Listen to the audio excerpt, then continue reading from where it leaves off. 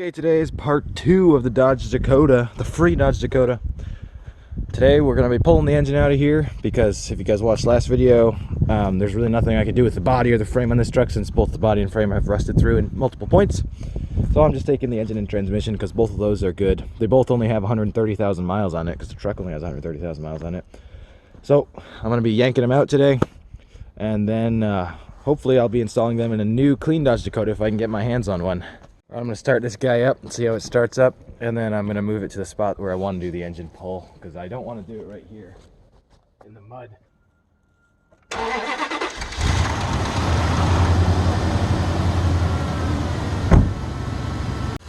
You can tell the engine runs pretty great.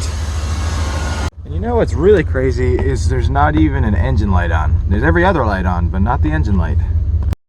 Okay, and I will begin the engine swap. I'm going to kind of talk a little bit, but I might just put what I'm doing on the screen down below.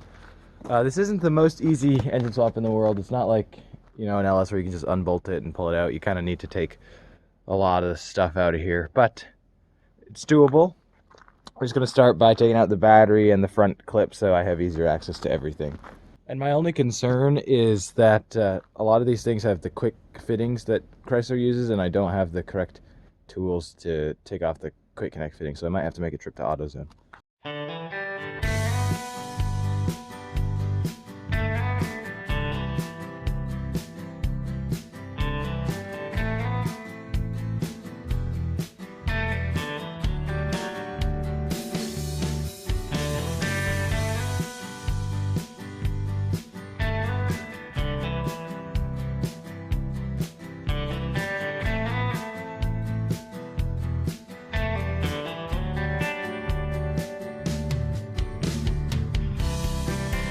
I'm going to remove the radiator and all the front now.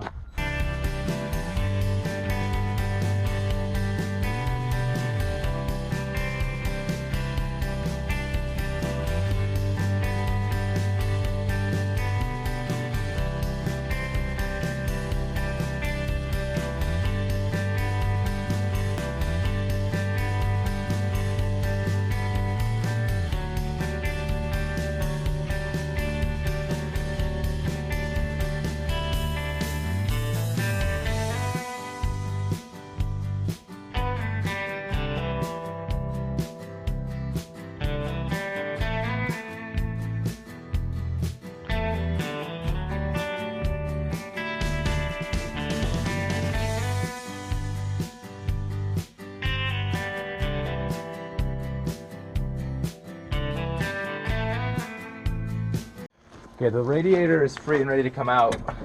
However, I don't have the special fitting to take off the transcooler lines, so I'm gonna wait for now until I go to AutoZone and get the special tool where you need to slide it in so you can take the transcooler lines off. So I'm gonna hold off on that for now. So for now, I'm just gonna start unbolting the accessories like the alternator, AC compressor, and power steering pump. Let's get this pesky fan clutch out of here.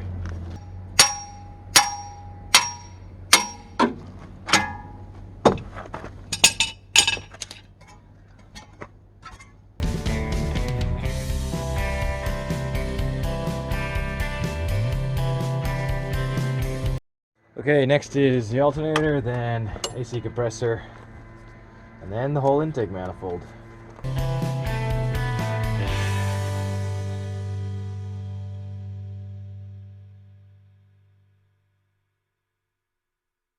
AC compressor next.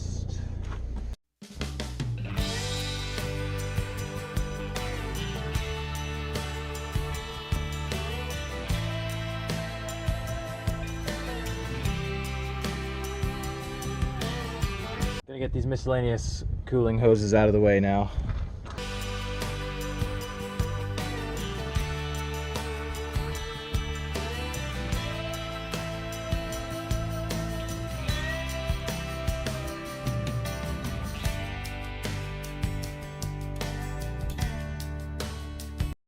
Next, and this is probably the biggest pain of the whole job, is we got to take the intake manifold off, which requires taking the fuel rails coils and maybe some, oh, and the coolant temp sensor out. So let's get started on that.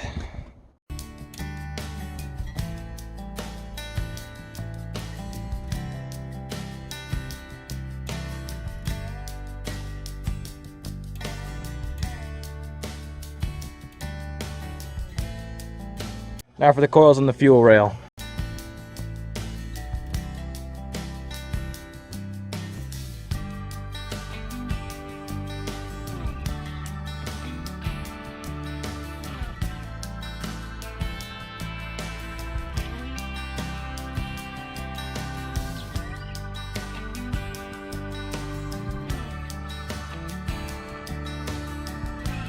Cute dog break. Which is why when every connection counts, you can count on us. Yeah, now break over, back to the work. Other side of the coils now.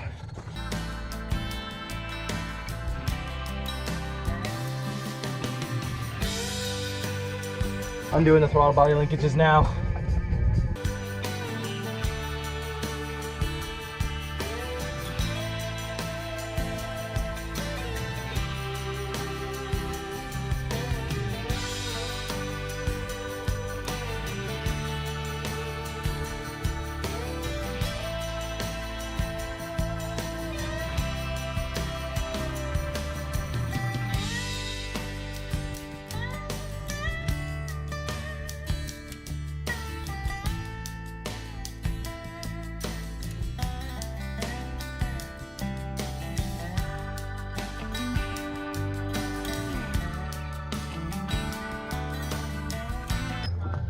So I was trying to take the fuel rail off, but it's really stuck on there.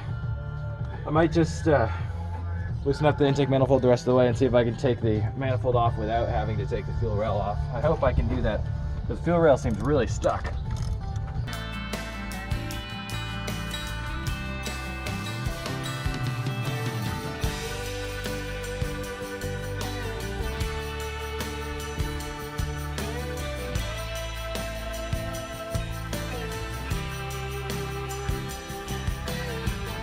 Okay, let's see if it comes out with the fuel rail on.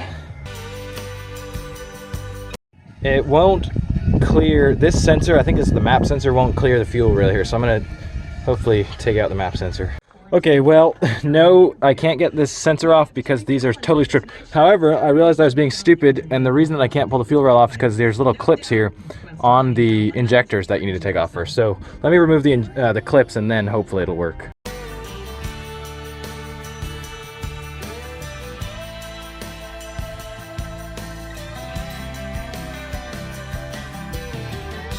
Okay, there we go. Now this intake should come off.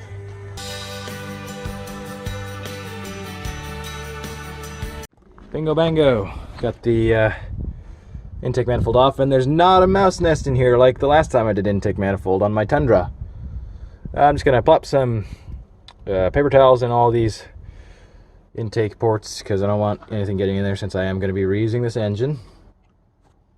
And we'll get to removing the rest of the stuff.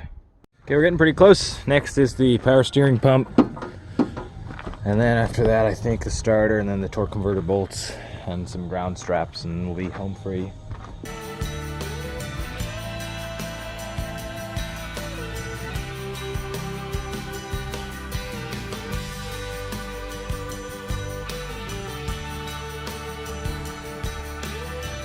Power steering pump's off, we got some ground straps, and I'm going to take out the dipstick as well.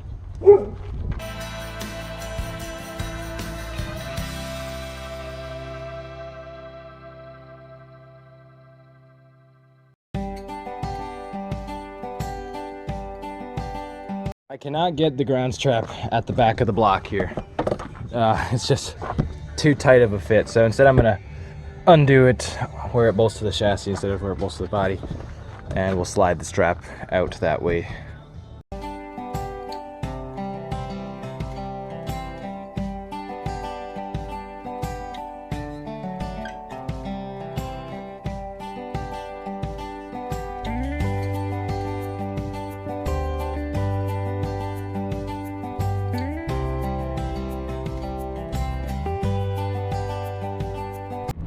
Alright, well, me and Beetle are off to the AutoZone to see if they have the quick disconnect tool for my trans cooler lines. Hopefully they have it.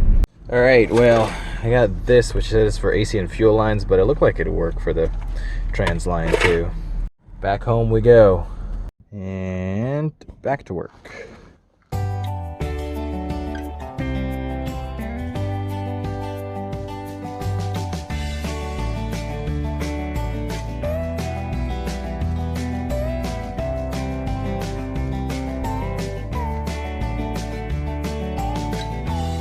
look at that. As you can tell, the AC fitter was able to get, quick disconnect tool was able to get off the trans lines. So if you ever need to get your trans lines off, you can also apparently buy the AC quick disconnect tools. Anyway, now we've got the front clip totally out, or front area stuff, front radiator support, all that stuff. So basically all I got to do to get this engine free is there are 2 motor mounts and then a couple of, I forget how many, maybe 4 or 5 bell housing bolts to disconnect from the transmission, and then you got to take off the starter, because the starter, I think the starter doesn't clear the cross members. And then what else is there? Oh yeah, remove the exhaust pipes and then pull it out. All right, I'm gonna lift the truck up because I can't drive it over my pit, of course, since the engine is non-operable right now.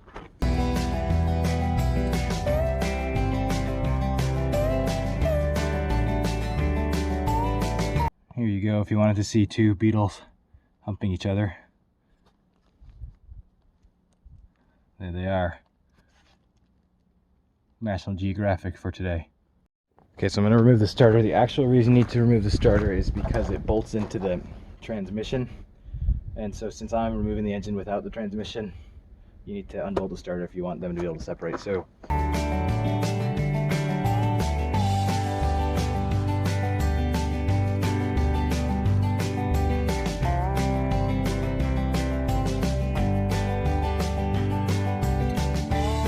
well guys, that's going to be it for today. I'm good and dirty, as you guys can tell. I think the engine is about 3/4 of the way out. Basically, I got a little stumped on the starter. I got one of the bolts out, but the other one is blocked by a bracket, and I was not able to get the bracket out because all the bolts stripped. So tomorrow I'm going to sawzall the bracket out, we'll get the starter out. I got the bell housing bolts already loose, so I'll loosen those the rest of the way. We will separate the engine and the transmission. There's also 2 more bolts on the top. Pull the engine out tomorrow. And that'll be the end of the video once we get the engine out. Time for day 2 on the Dodge Dakota. We got a little dusting last night. I might wait for this stuff to melt because that's kind of annoying to work out here with the snow. Okay, well, I waited about an hour and the snow's melting. Unfortunately, it is snowing again, but let's get to work. So let me show you what I'm dealing with under here. The next part under here is I got to get to the torque converter, and I've got these 2 bolts off because you need to get this bracket off to get to the torque converter. I've got these 2 bolts loosened, but I need to get these ones loosened over here, and unfortunately these ones are stripped because whatever this bracket is, I'm not sure what this goes to. It looks like it's holding up the front differential. I'm gonna have to sawzall this off though, because that is totally rusted through. But that's what New England rust does. Anyway, so what I'm doing now is sawzalling this bracket off and then the exhaust pipes off, and then I'll be able to get to the bolts and everything. Got the torque converter bracket out finally. Now we can start unbolting the torque converter. Okay, now I'm gonna unbolt the torque converter.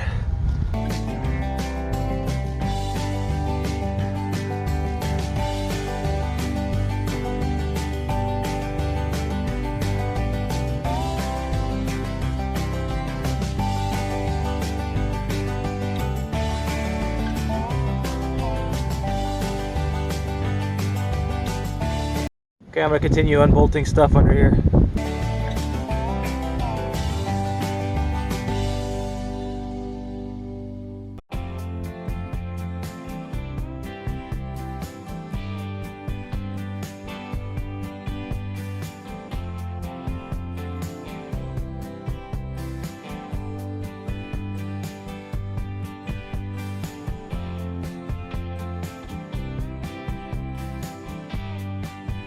You guys remember at the beginning of the video when I said the most annoying part of the job would be to get the intake manifold off? Well, I was very wrong. The most annoying part of the job is underneath the truck, dealing with rusty bolts that strip, trying to get stuff like the starter off, that bracket off, and the torque converter bolts off. So I have this engine 100% separated from the transmission and 99% ready to take out. All that's left are the 2 motor mounts, which literally take about 30 seconds. So I don't have an engine hoist here. I could use the tractor's bucket, but I don't think it's strong enough. So we're gonna go instead bring it down to the warehouse where they have an overhead crane. I'm just gonna use the crane to yank it out. So I'm gonna load this up onto the trailer. We'll head down there, take out the motor mounts, and then lift this engine out of here.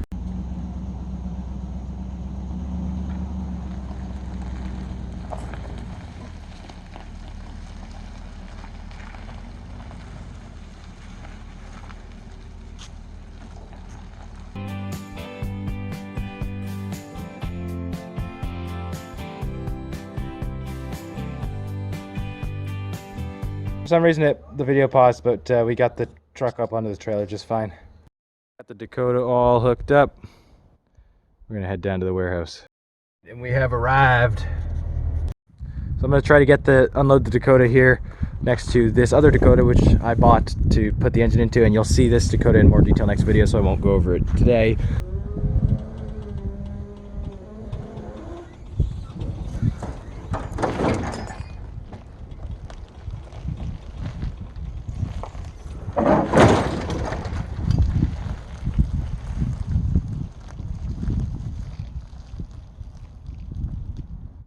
FYI, the thing that fell off was the license plate holder.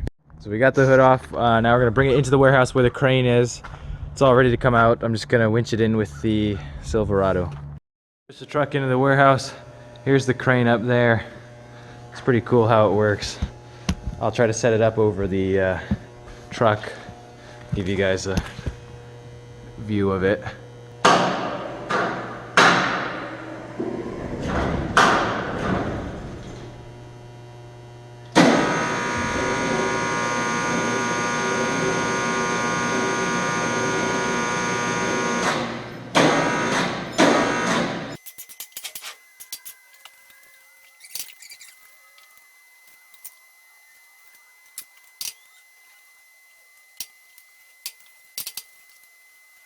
Okay, so I'm going up with the engine now. Let's see what happens. Are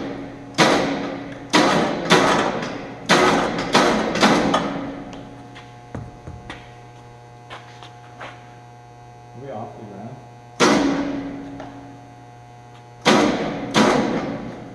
Slow it down.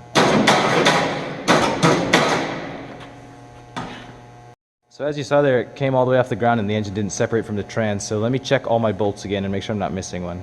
Okay, it turned out there were 2 bolts in the bell housing that I forgot to take off. They were super tucked up in there. I got them off now. Let's see if the engine comes out. There she comes. All right.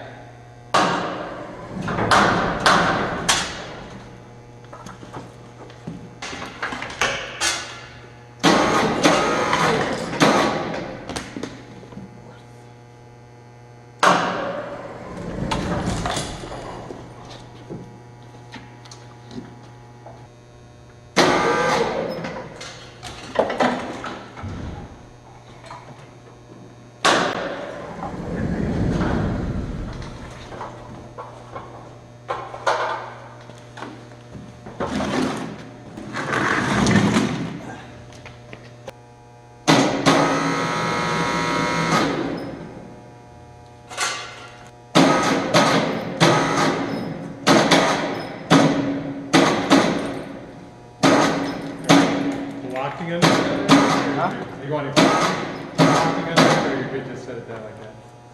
Good to set it down like that. Well, we got the engine out. There it is. Tell you what, it's going to be hard to stuff it back in there on the other truck. Supported on the sides with some wood.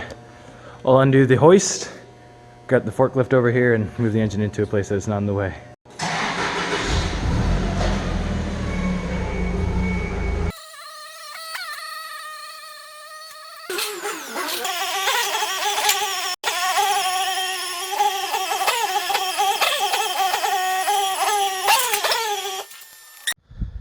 Well guys, that's going to be it for this video. Thanks for watching. I'll just park you back in front of the warehouse here.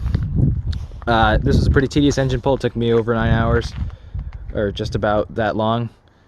So anyway, tune in next week for part 3 of this engine swap.